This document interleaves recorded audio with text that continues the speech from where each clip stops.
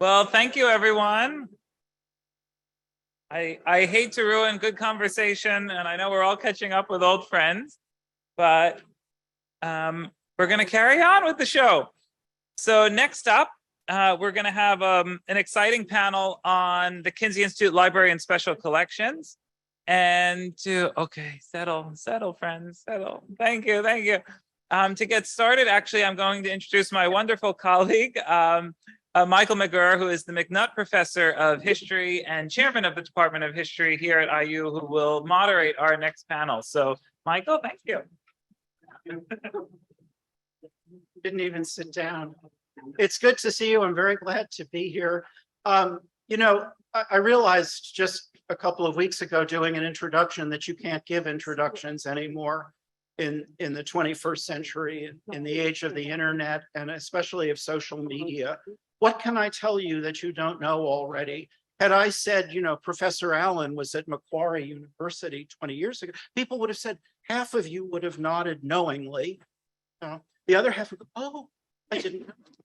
If I told an engaging vignette about Liana's past here when I knew her ago, it would be a revelation. Now you just think, well, you know, I've seen her Instagram, her Pinterest page, excuse me, really, and then there's the Twitter feed. So how can you introduce anyone, really?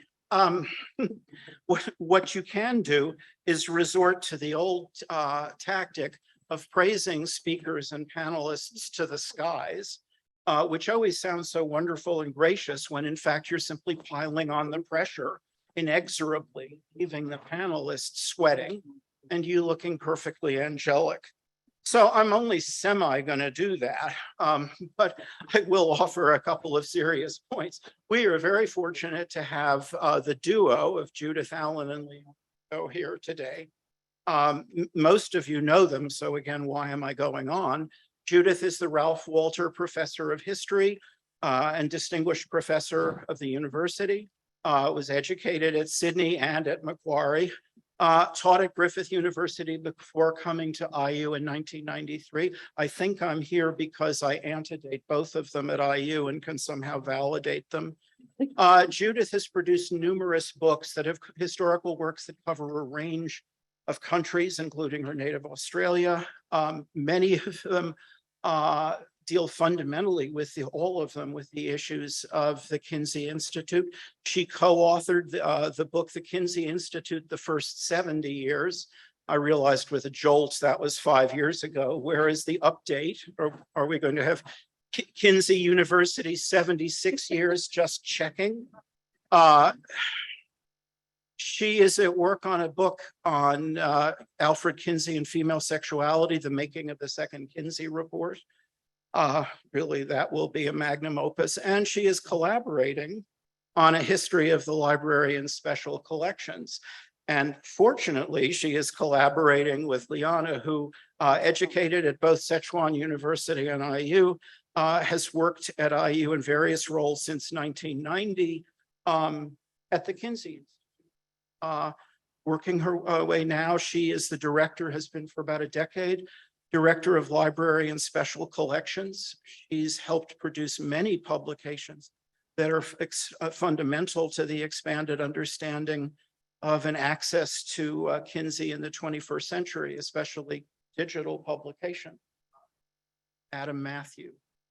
But what both of them have done, it seems to me, is something that the university always needs. I've been struck with the unveiling of the Kinsey statue, that we have statues that are, while they're both memorials to the past, are to puzzles. And I genuinely mean it.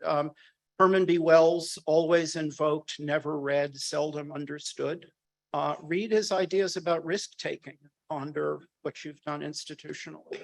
Hoagie Carmichael out there, whose identity as a Hoosier is something, as a really working class rural person, is something we absolutely don't really want to explore very much, and let alone to consider why a song such as Stardust is just such an extraordinary exploration of soul.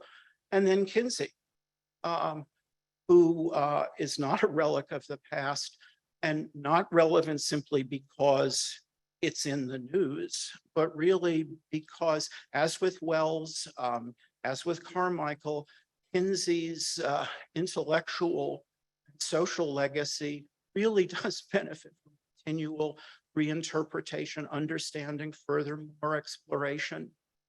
Not an empty thing, but a living thing. Why we're fortunate to have to talk about it, for me to get out of the way.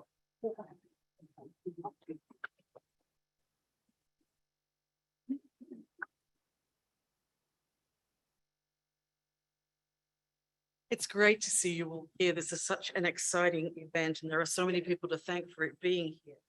I'm going to start and do our introductory part. But before I do that, and I know we're kind of running out of time, so if you have that hooked, but it's always great to be at events where I get to see the Honorable Michael Kirby. And the reason is because I first met him, I was finishing my doctorate and graduating, and it was his first year as Chancellor of Macquarie University. Because my surname starts with A, I was the first doctoral candidate to stand up and get a certificate from him. And I had a doctoral thesis on women, crimes and policing. And so we started having this genial chat about all of that. And then the next time I saw him was when he came to join the Kinsey Institute Board of Trustees.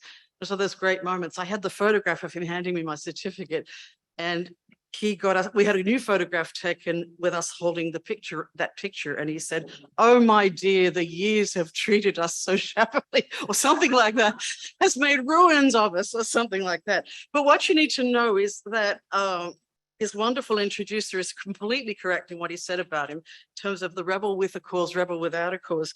I don't think too many people go to commencements in this country where you sit in a darkened hall wondering what the hell, and then suddenly strobe lighting starts, and then suddenly music starts. And the music was the police singing "Every move you make, I'll be watching." And what was his talk about? Well, his talk was about civil liberties, the intrusive state, censorship, and all of that. So he's had a completely consistent record. And I'm sure the mums and dads were shocked to see this kind of performance, but that's obviously who he is. Okay, so today's topic. This is a labor of love. Liana and I and Sean Wilson, sitting right there, have been working on this, on a book, in fact, on called Dr. Kinsey's Sex Library, which was a phrase one of the Rockefeller funders of Kinsey's project called it. And our book's called Dr. Kinsey's Sex Library, and its subtitle is Regulation, Representations, and Challenges. And I think you might see why those are important keywords, considering what the Kinsey's collections have been, what's been made of them, what's happened to them. It became clear once we started this labor of love, however, which has been slowed down by, of course, with COVID and various midlife crises of us all, but we're getting back on track. One of the things that emerged is that a taxonomy of the holdings became necessary to even analyze them. So we were becoming Kinsey-ish and taxonomic. We found that we had to develop a division in the contents, and that is to say, we developed time-bound Kinsey collections. We call, in the literature, that's called a legacy collection. So if you think of a women's suffrage slavery collection, these are topics of important collections that hang together for a particular period. So if you like to use a fancy word, their historicity defines them.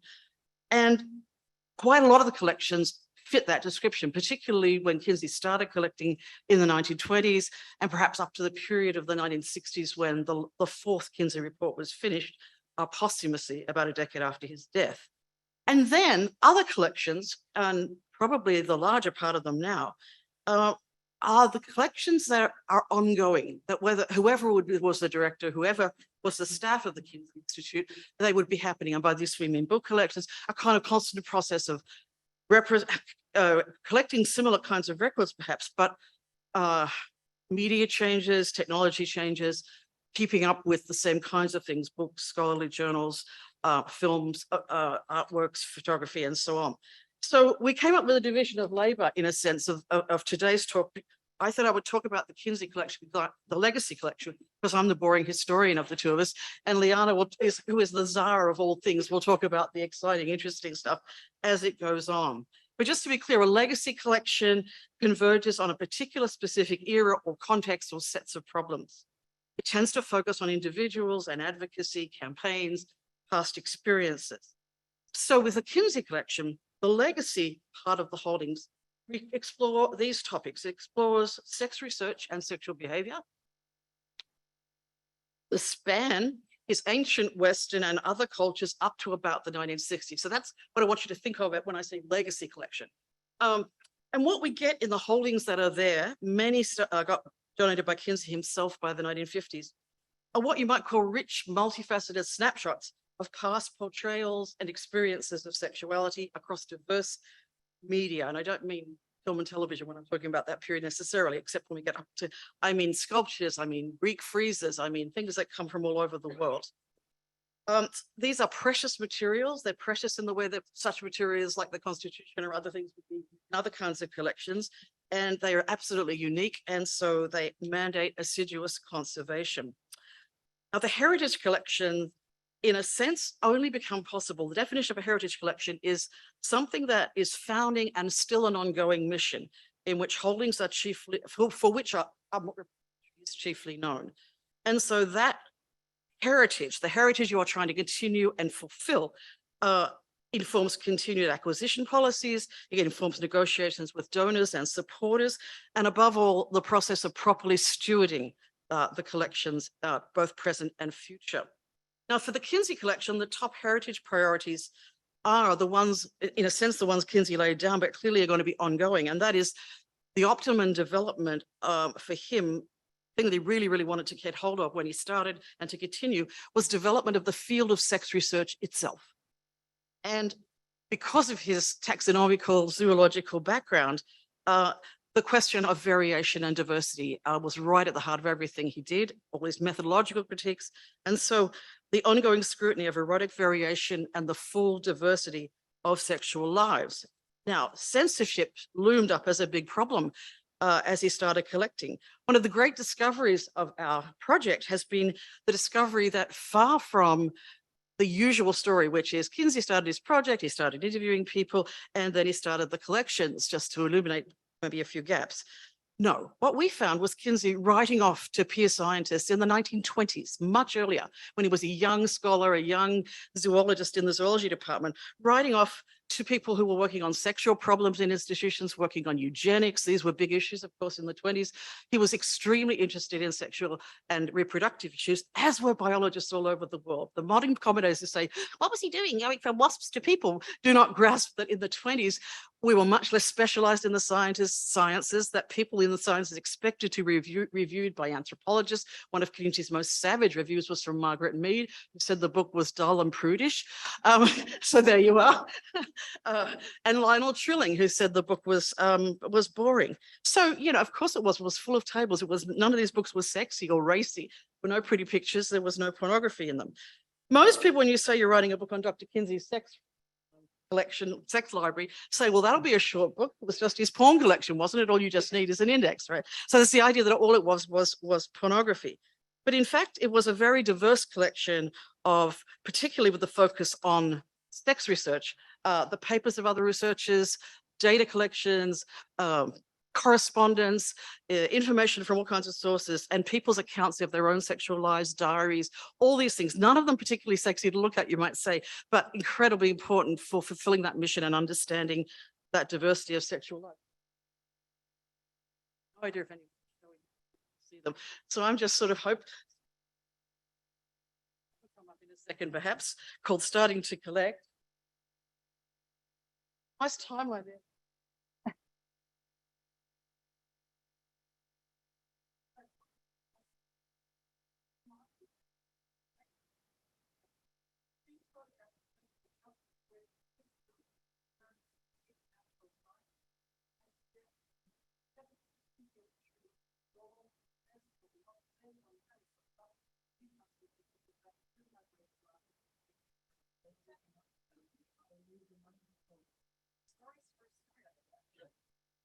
Anything right here? But the standing ones. I do this with a garden hose. I'm good at this. Okay, so all right. Okay, so these are some examples of some very early Kinsey collections. And what you see here is works from the 20s and 30s, which is long before his actual sex research project started. And why is this important? So there's stuff here about earlier sexologists. Magnus Hirschfeld, whose institute got sacked by the Nazis. There's a Hirschfeld talk in Chicago on homosexuality, 1931. Most of these images are from the 20s. So this is just further commentary on the fact that Kinsey collected early and that he was so familiar with sex research so far that he became very critical about the gaps, the lacunae, the methodological problems in it. And so that did a lot to inspire him to enter the field himself. Now, once his own project began in 1938, an interview-based project, 300 questions that could be put to any number of people. He was seeking to study sexuality at large in its full diversity. He didn't want people in sanitariums because that was about as helpful as studying sanitariums to understand tuberculosis and consumption. He wanted to know about non-institutionalized, non-pathologized peoples. And so he started a kind of snowball gallop method of getting contacts to contacts and building up an interviewee group from all sorts of sources. Once the news got out about his project, he started to be inundated by dealers, booksellers, and some of his correspondence with them is just fascinating. That's some of what we're working on in this book. A lot about aesthetics, obscenity, big issues. He soon acquired interviewees. Many of them became friends. Peer scientists became interested and other friends. And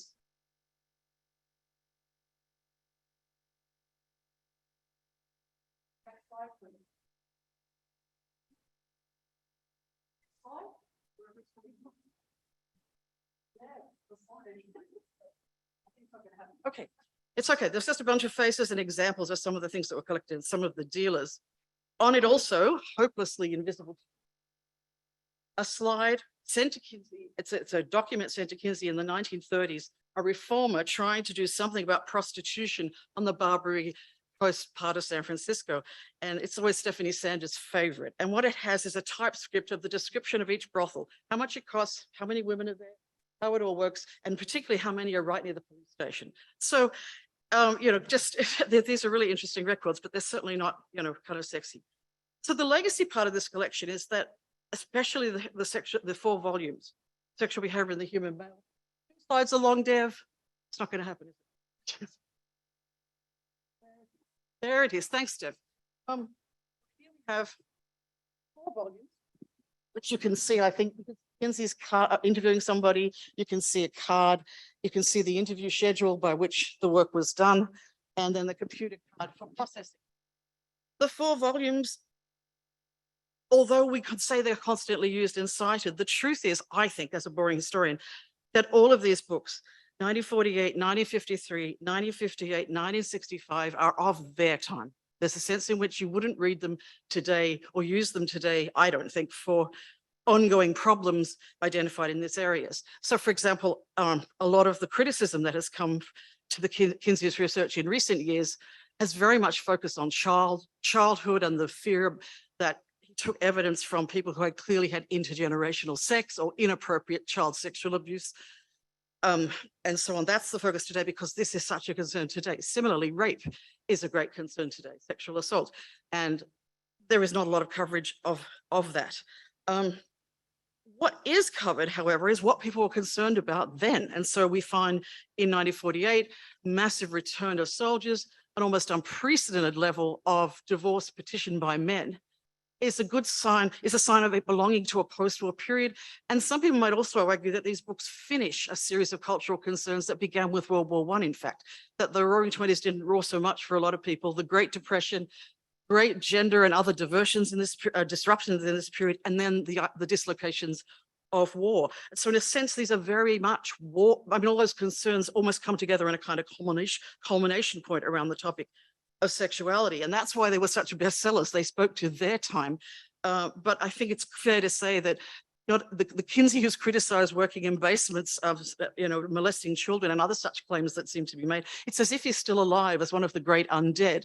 But when people say these wild things, it sort of seems like the great unread as well. He's really not seen. So I think that's enough for me to say about the legacy part. So what I want to say is that the legacy parts of the collection belong to a particular time, whether we're talking 8-pager comics that sort of illustrate Sex and Desire in comic form that were never published, that were kind of underground.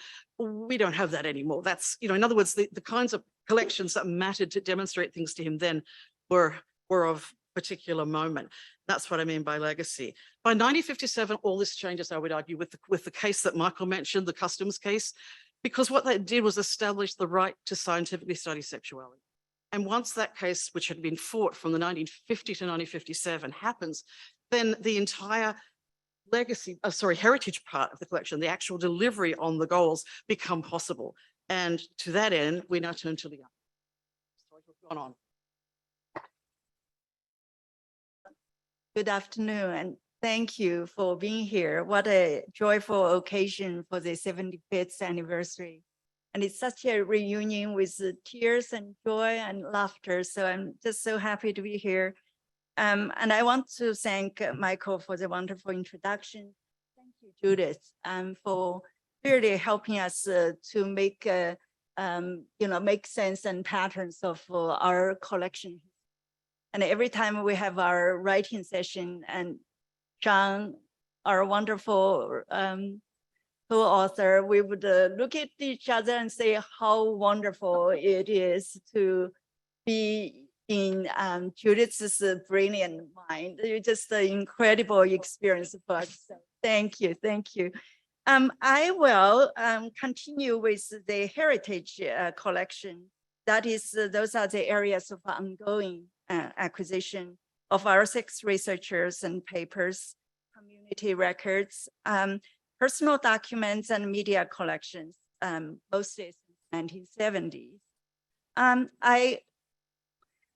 So many extraordinary collections were acquired from the 70s to the present. So many of you are here today who entrusted us with your collection, your ideas, and your encouragement. I look at Honorable Justice Kirby, your encouragement of the collection has been the inspiration for our daily work. I'm just so pleased that you are here to be with you again. And please remember, we are very interested in your personal collection. And just a brief list of our admired donors. So we have Richard Doctor, Ken Haslam, Mark Sean, and Mercedes Maharis, Steve Porges, Colin Williams, Bill Yaber, and Joanne Passett. Did I see Helen Fisher already? And I will mention your name more. Beverly Whipple, Lynn Lukau, Chris Warney, Elaine Hatfield, and Charles Eilenfeld, Greg Stasikis, and Neil Lord Tiefer. All of your collections are our heritage collections. And we thank you very much for that. So because of the ongoing support of our amazing donors, we do have a living and breathing archive from 1953's 15,000 plus items to present day 600,000 items in our collection. And right, there's a bit, if we could have this next slide, the big breakup of what we have in our collection. The numbers are wonderful, but I hope that we will share with you some of the stories that illustrate those numbers. So when we build our heritage collection, we think of Dr. Kinsey's statement, which is, we are the recorders and reporters of facts, not the judges of behavior we describe. And this is what Dr. Kinsey's legacy. So the following heritage collection, which next slides, please, will illustrate the range of our collections. And we'll also highlight the stories of our amazing donors who are researchers, scholars, community activists, educators, or individuals, or loving couple, or a family, or a foundation. And we would like to start with our efforts in expanding our Women's 6 Researchers collection. And I'm going to focus on those 2 amazing, extraordinary women, Virginia Johnson and Helen Fisher. So we have Masters and Johnson collection, and Masters and Johnson were pioneer sex researchers focused on sex therapy and relationship. They began their joint work in 1957 and established the Masters and Johnson Institute. Dr. Kinsey's research paved the way for their work, which includes directly observing the anatomical and physiological sexual responses of their human subjects. Johnson and William Masters introduced the research involving human sexual response, sexual dysfunctions and disorders. They conducted independent sexological research and also provides training for researchers, educators, and therapists. So when our Dr. Julia Hyman was our director, we started our efforts in expanding women's sex research archives. And we reached out to Virginia Johnson and her family. We were just so thrilled that Johnson and her family entrusted the Kinsey Institute with their treasured collection. We have Masters Johnson collection, including more than 40 archival boxes of materials, of letters, records, correspondence, research papers, media coverage, books, paintings, awards, and certificates that detailing both Masters and Johnson's groundbreaking work from 1957 to 1990. So Dr. Helen Fisher, who is a professor of anthropology at Rutgers University and now our senior research fellow at the Kinsey Institute, is the world's most interviewed sex expert. She's an expert on romantic love. Valentine's Day is always her busiest day, appearing on the TV and print media, giving as many as 40 interviews. When we approached Helen for her research collection for the Institute, she mentioned that she had discarded some of her collection, but fortunately, the most important ones still remain. With our director, Justin Garcia's powerful persuasion, we secured Helen's archives, and she was thrilled to donate her collections to us. Helen's collection includes books that she has authored, tapes from television appearances, magazine clippings from the National Geographic to Penthouse. Helen has also more personal items she wanted to eventually leave to the Institute, her own love letters. And thinking as an anthropologist, Helen wants researchers to have access to her as a human being, because it does give more context to her work, and love that approach. Helen also said something that's really profound to us. She says that we leave this sense to our children, our grandchildren, but the world is my children and my grandchildren. Thank you, Helen. Dr. Ken Haslam is here. Next slide is, please. I'll quote Dr. Haslam's own words. He says, some 15 years ago, I visited the Kinsey Institute with estate planning in mind.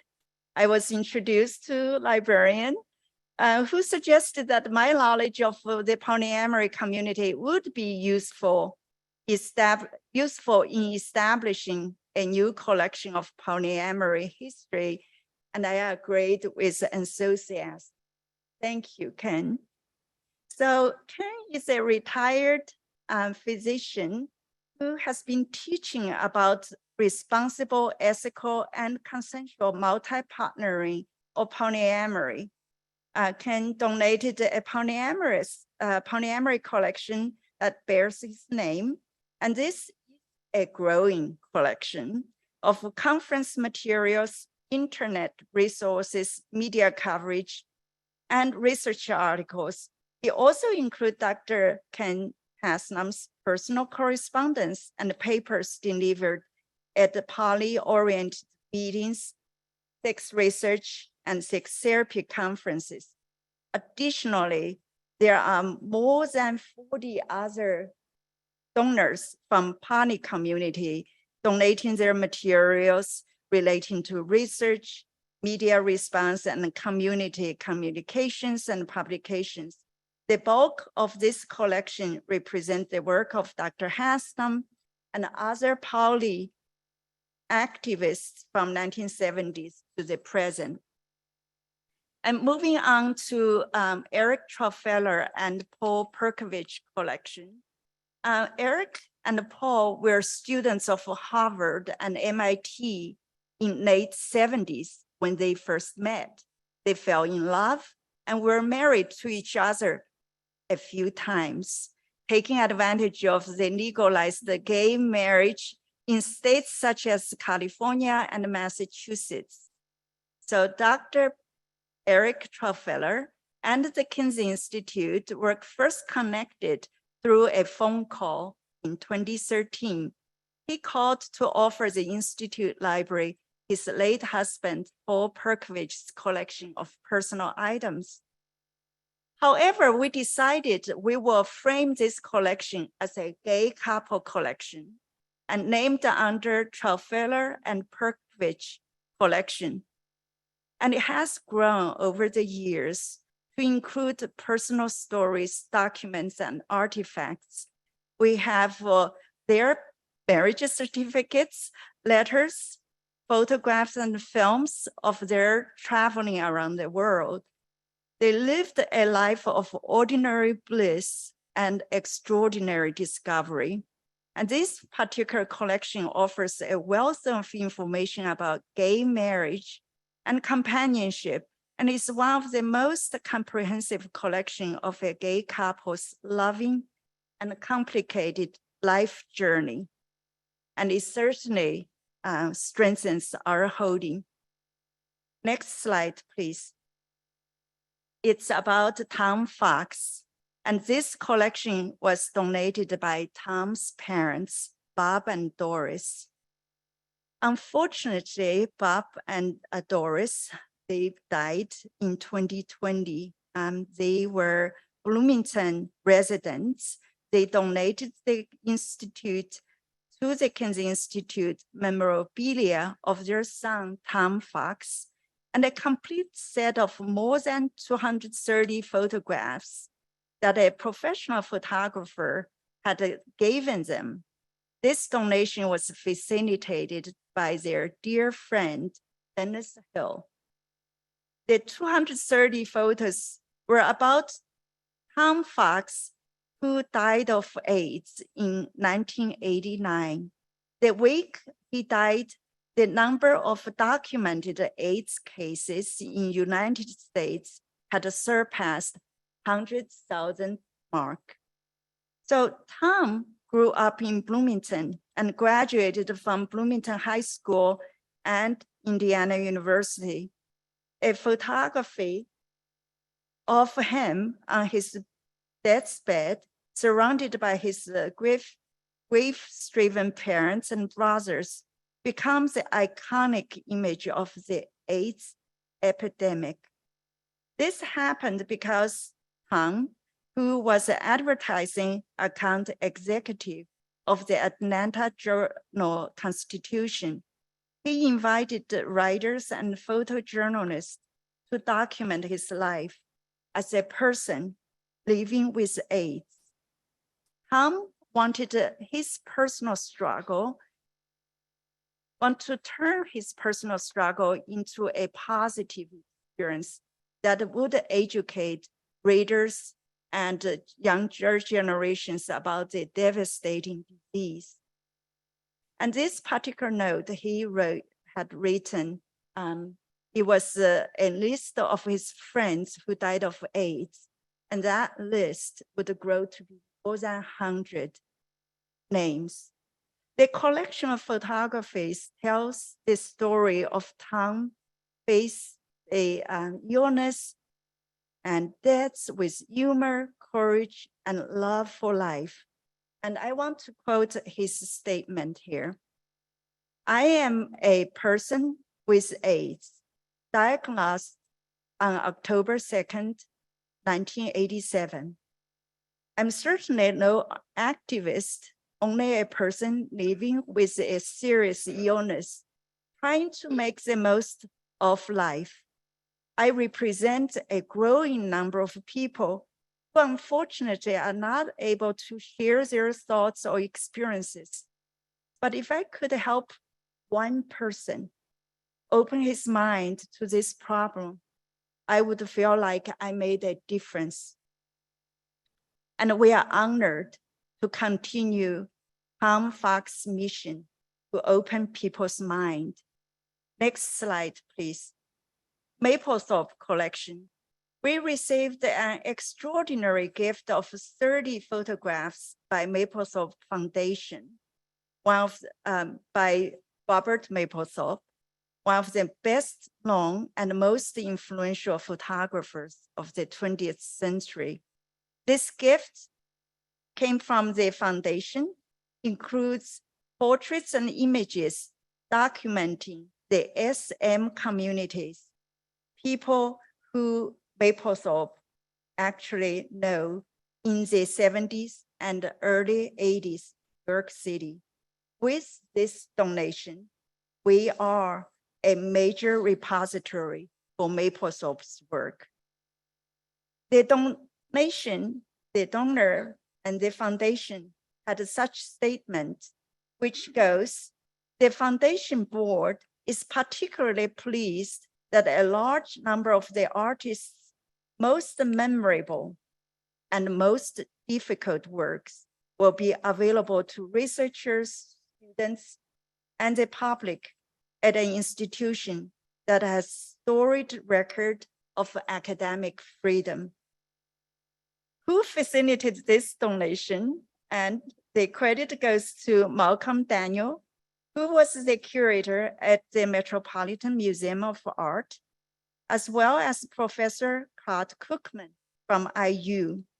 Both of them served as trustees of the Kinsey Institute at the time of such gift. Next slide, please. We are just so excited starting our new 75 years journey. We have a new home for our scholars and for our staff. And we also have Dr. Carolyn Beebe Gallery. We cannot wait for our scholars to return to use our legacy and heritage collection on site. We are also very grateful to our collaborators, and we thank IU Libraries, IU Eskenazi Museum, IU Collections, and many, many colleagues and experts who helped us survive and thrive. And most importantly, we thank our inspiring leader, Dr. Justin Garcia, for your support. Very exciting time for us. And I speak really in so many ways to express our gratitude to all of you on behalf of the Kinsey Collection team. And I say that, in John Wilson, Gary Menias, and Rebecca Fastman, Taylor Dean, Sean Miguel, and our new graduate assistants, and Sarah Prowse and Jay Gentry. Thank you.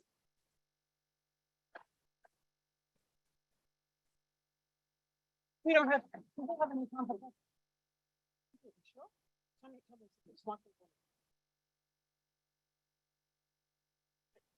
So we have 10 minutes left, and I just want to say one final thing. And that's just, I wanted to be clear that by dividing the collections into legacy collections that are time-bound and speak to a particular moment and ongoing heritage collections, I didn't want to suggest that what I want to suggest is that both of them are interrelated. They're both crucial. It's not a matter of one being more significant than the other, that in fact, there's a very symbiotic relationship between them. The customs case of 57 made the heritage part possible. Items that would have been regarded as obscene and confiscated, which was why the case arose, that confiscation ceased, and that had huge implications for ongoing discussions. So it's just exactly like something like the Schlesinger Library has a suffrage collection, which is time-bound. Women's suffrage was gained, but it's one of their most valued collections and people use it. There are other individuals, but that means they keep, their heritage is to keep on collecting current women in politics collections, the Judy Chicago papers, things like that of ongoing significance. So that's what we didn't want to suggest. It was this kind of wall between those that were legacy and kind of part of some past, some musty past they constantly interact. So Liana? Oh, thank you for asking that. And that's something we are not sure. We think we are the only one who has the Masters Johnson collection. We don't believe there's one. So this is the only one in the world, and it's at the Kinsey Institute. Thank you, thank you, thank you. It's always a treat for me to remember that one of the unique things about Kinsey is we have 9 research centers and laboratories and the collections. And how do we make all of that work? How do we make that intermingle to be a research program that mixes social science, natural science, arts and humanities? And with that,